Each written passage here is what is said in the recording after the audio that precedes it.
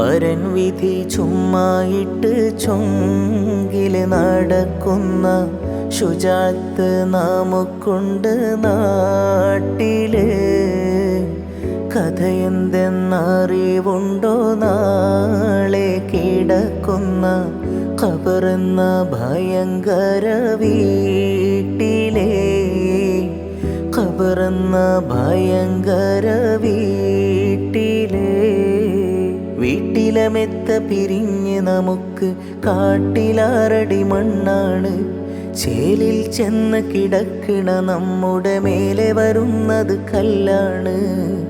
ഇലയിന്മേൽ തണ്ണീരതും ചേർത്ത് മണ്ണതിനാലെ അടവാക്കും വിടവിനെ ബാറിലേ.